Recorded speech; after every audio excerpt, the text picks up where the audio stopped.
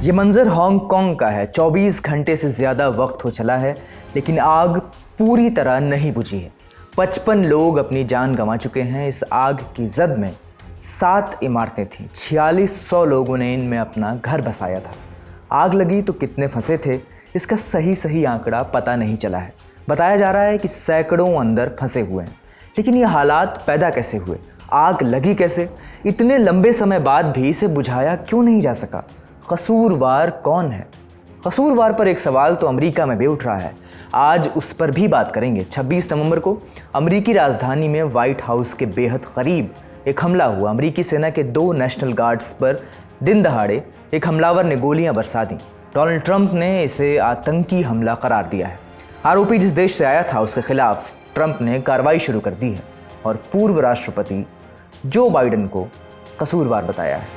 नमस्ते, मेरा नाम है अंकुर और आप देख रहे हैं ललन टॉप का अंतर्राष्ट्रीय प्रसंगों से जुड़ा रोजाना का कार्यक्रम दुनियादारी। Brought to you by Sensodyne K। अभी लेके आए सेंसोडेंट के। टूथ का करंट गॉन तो लाइफ का करंट ऑन। पहले हांगकांग की बात। हांगकांग नाम लेते ही दिमाग में शीशे और स्टील की ऊंची इमारतें तैरती हैं। आसमान से मुकाबला करती स्काई लाइन दिखती है जो दूर दूर तक रोशन और चमक धमक से भरी है। लेकिन पिछले एक दिन से दुनिया भर में वहाँ की जैसी तस्वीरें तैर रही हैं, उन्हें ठीक से देखना भी मुश्किल है। ये मंजर वहाँ के ताइपो ज़िले का है और आग की जद में दिख रही इमारतें सरकारी कर्मचारियों के लिए बनाई गई थी। हर इमारत 32 मंजिला, कुल 2000 फ्लैट और रहने वाले लगभग 4800 लोग। इनमें बड़ी संख्या बुजुर्गों की भी थी। कुल 8 इमारतों का ग्रुप था। इसे वोंगफुक कोर्ट के नाम से जाना जाता था। 26 नवंबर की दोपहर करीब 2:45 पर इस कॉम्प्लेक्स में आग भड़क गई। कुछ ही देर में यह आग लेवल 5 तक पहुंच गई। कुछ घंटों में 8 में से 7 इमारतें पूरी तरह आग की चपेट में थीं। सैकड़ों लोगों को निकालकर शेल्टर्स में भेजा गया। करीब 800 फायर फाइटर्स, 200 फायर ट्रक्स और 100 एम्बुलेंस मौके पर पहुंची। लेकिन गिरता मलबा, तेज़ गर्मी और धुआं, इन सब ने फायर फाइटर्स को ऊपरी मंजिलों तक पहुंचने से रोक दिया। स्थानीय अधिकारियों ने बताया इमारतों में मरम्मत का काम चल रहा था। कई लोगों ने खिड़कियां बंद रखी थीं और शायद इसी वजह से उन्हें फायर अलार्म भी नहीं सुनाई दिया। अब तक इस त्रासदी में 55 लोगों की मौत हो चुकी है। करीब 300 लोग अभी भी लापता हैं। हांगकांग में पिछले 100 साल की ये सबसे भीषण आग बताई जा रही है। मैंने खिड़की खोली और देखा कि फायर फाइटर्स सीढ़ी लगाकर आग बुझाने की तैयारी कर चुके थे।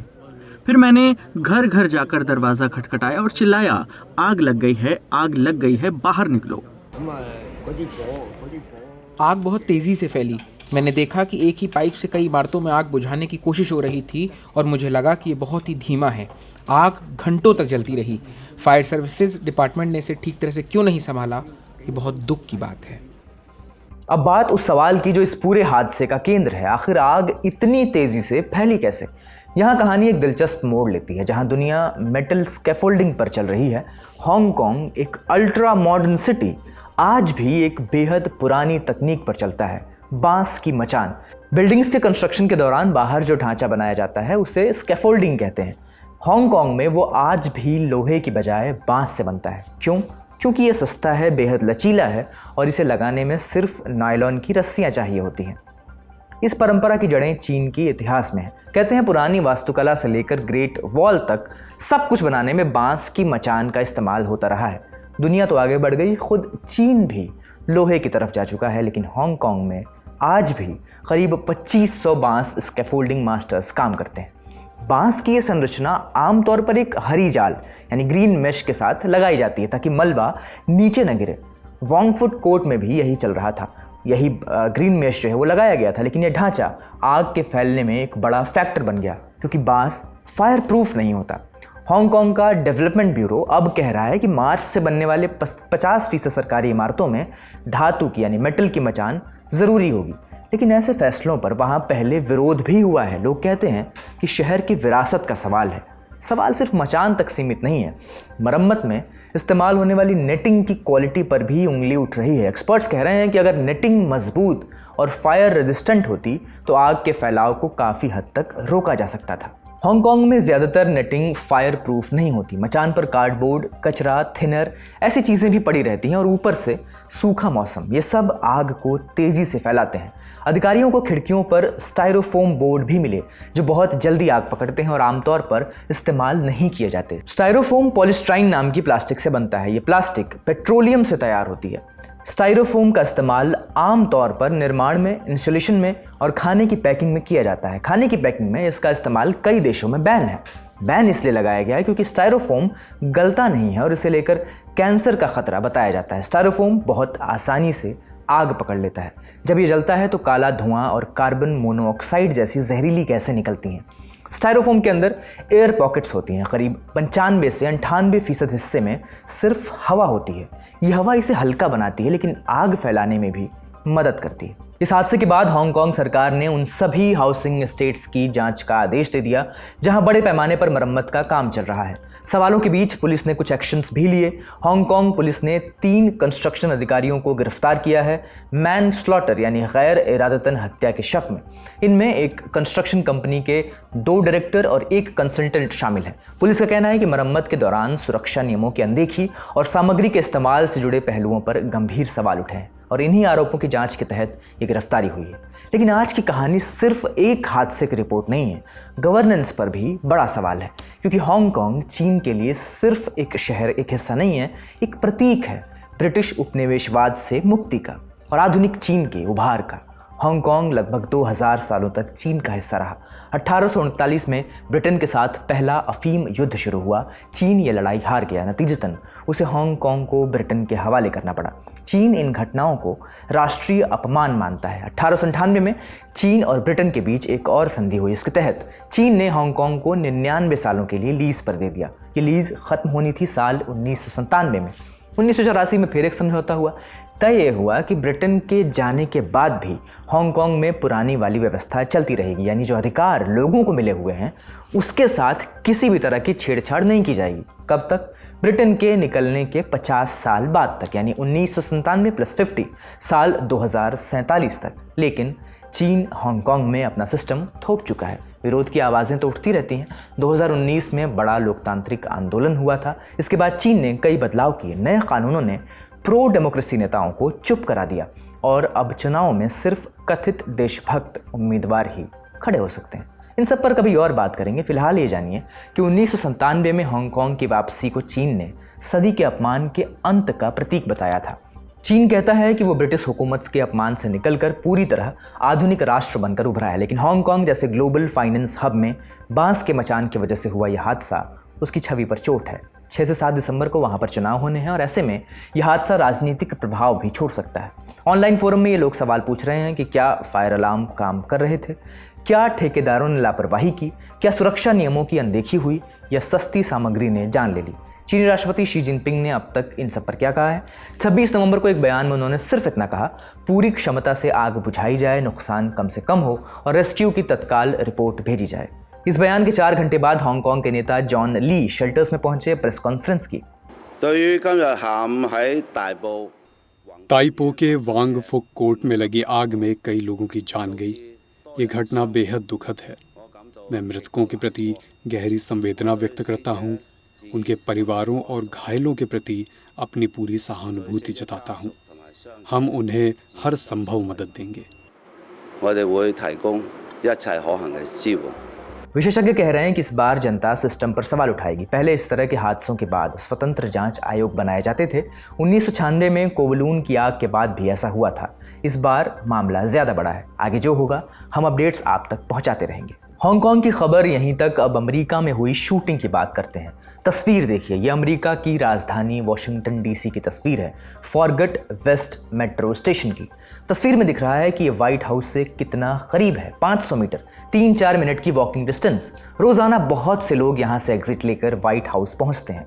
ब्यौरा सुनकर सोचा जा सकता है कि ये दुनिया की सबसे सुरक्षित जगहों में से एक है। ताकतवर देश के ताकतवर राष्ट्रपति के आवास से कुछ कदम दूर सुरक्षा तो होगी। लेकिन 26 नवंबर को ये सारे पूर्वानुमान गलत साबित हुए। घड़ी में तब 2:15 हो रहे थे। सब कुछ सामान्य था। चारों तरफ उजाला था। चौक चौबारों पर चहल पहल थी। छुट्टियों का माहौल था। पर्यटकों की आवाजाही थी। तभी अचानक बंदूक की आवाज़ सुनाई दी।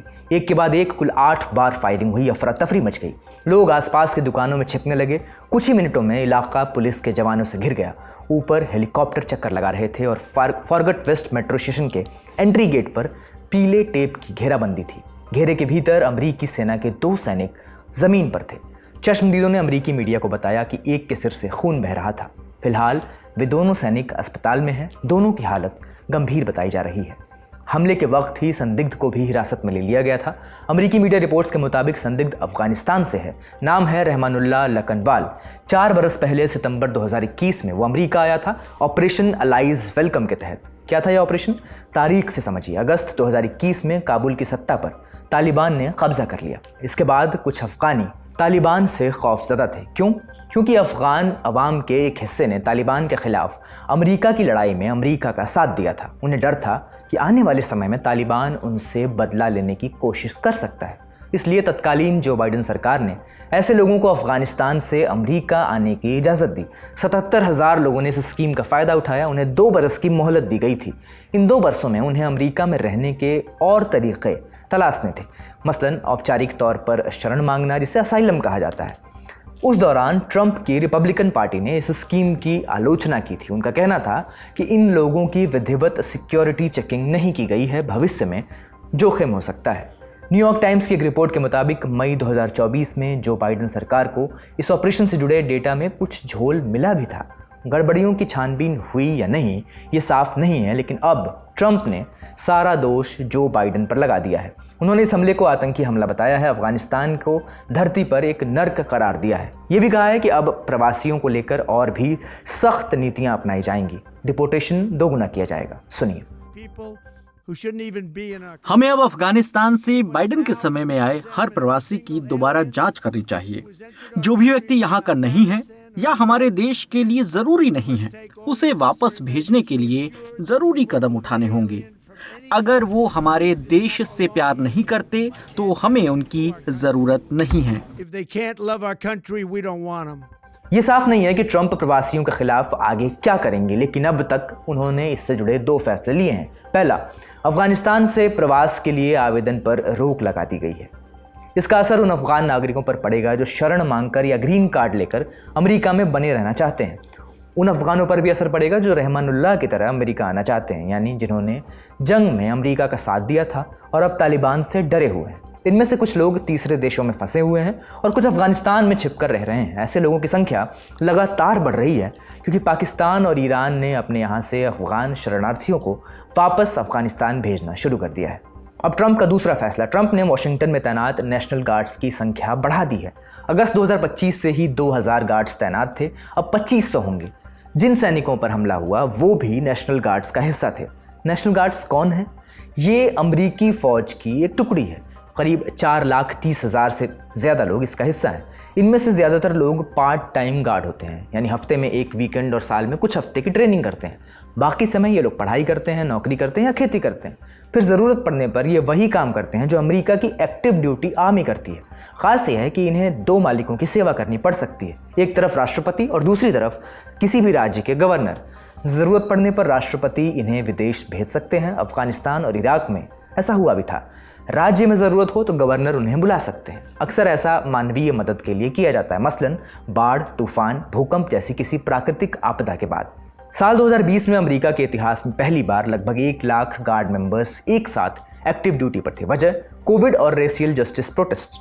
हाल के सालों में इन्होंने और भी अहम रोल निभाया है, drone operation, data analysis, cyber security और इंटरनेशनल इंटेलिजेंस में। लेकिन ट्रंप ने इनका इस्तेमाल जिस तरह किया है वैसा पहले किसी और राष्ट्रपति ने नहीं किया था। ट्रंप ने पिछले कुछ महीनों में एक के बाद एक देश के अलग अलग राज्यों में इनकी तैनाती के आदेश दिए हैं। ट्रंप के मुताबिक गार्ड्स की तैनाती का मकसद है अवैध अप्रवासियों के खिलाफ शिकंजा कसना और अपराध के रोकथाम में मदद करना। लेकिन इसको लेकर पिछले कई महीनों से बहस छिड़ी हुई है क्योंकि इस फैसले के लिए चुने गए राज्यों में से ज़्यादातर डेमोक्रेट्स हैं। विपक्ष कहना है कि राज्यों की सुरक्षा की जिम्मेदारी उन पर ही है और ट्रंप राज्यों के अधिकार क्षेत्र में दखल अंदाजी कर रहे हैं। मामला अदालत तक पहुंचा हुआ है। पिछले हफ्ते एक जिला अदालत ने फैसला सुनाया था कि वॉशिंगटन में गार्ड्स की तैनाती गैर कानूनी है। फैसला लागू होने से पहले 3 हफ्ते का वक्त दिया गया था ताकि ट्रंप सरकार अपील कर सके या फिर फैसले को पीछे ले सके, लेकिन उसके पहले ही ये हमला हो गया है। न्यूयॉर्क टाइम्स को वाशिंगटन के ही एक नेशनल गार्ड ने गोपनीयता की शर्त पर बताया है कि उनके साथियों को पहले से ही डर था कि ऐसा कुछ हो सकता है। अंदर खाने उनके सीनियर्स ने आगाह भी किया था, कहा था कि हमें वो लोग निशाने पर ले सकते हैं जो हमारी तैनाती के खिलाफ हैं या फिर वो लोग जो विदेशी आतंकी संगठनों से जुड़े हुए हैं। सतर्कता के बावजूद हमला टाला नहीं जा सका। अमेरिकी मीडिया लिख रहा है कि हमलावर की प्लानिंग बड़ी थी, लेकिन समय रहते हमलावर को रोक लिया गया। आज का दुनियादारी यहीं समाप्त होता है। अपना और अपनों का ख्याल रखिए। शुक्रिया, शुभ रात्रि।